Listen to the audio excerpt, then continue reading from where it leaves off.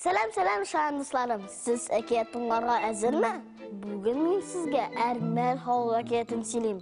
Jirşe Bure turunda ol. Bureler jırlı mı iken? Hazır əkiyyatını tınlağaç bilirbiz.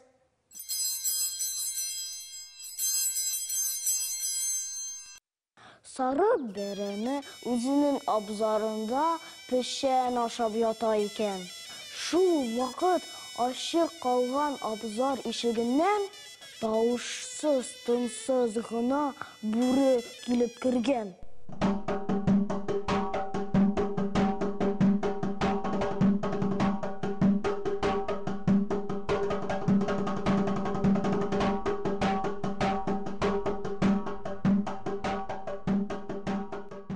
Hem berenin üstüne taşlangan.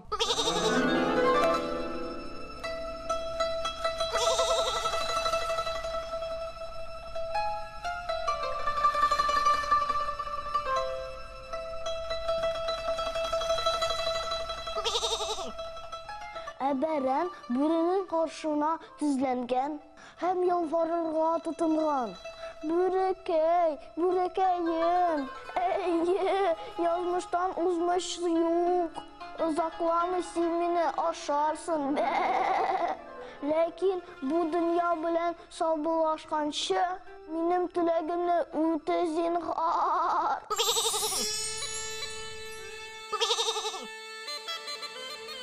Benim eti biriler usta jirşi dip etken idi. Alarının tavuşları bik matur, bik munglu bula. Ol şulay sıklanıp siliydi. Ütenip sarıyıp bir jirlap görsetelim ima. Tavuşunu işitip kolasım kile. Bu sizlerden birinin güneli yumşargan. Ol arka tepilerine oturgan. Hem kökке karab uluy başlagan.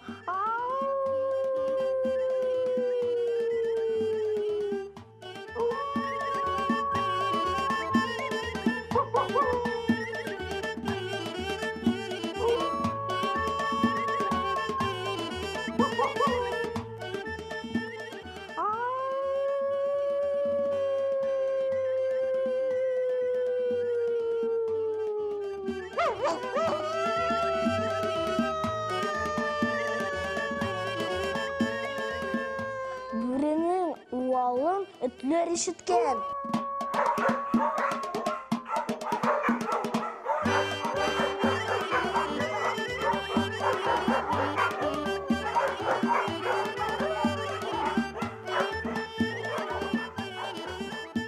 Hem barısı birge şabıp gelgenler. Büre ağul etlerinden kış hel bilenkine katılıp kalgan.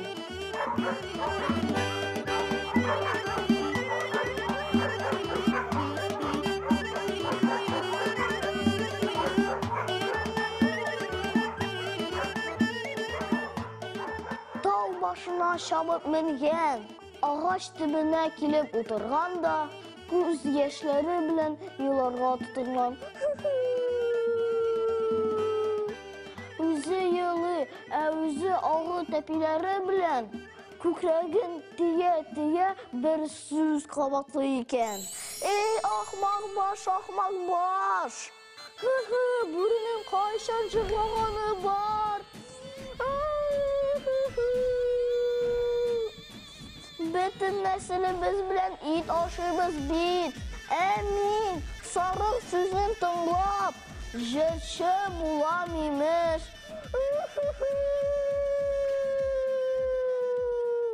Mene şulay dostlarım, üz-üzüne diriz beye bilirge kirek. Bugünge sağ buluruz, ışıraşarız.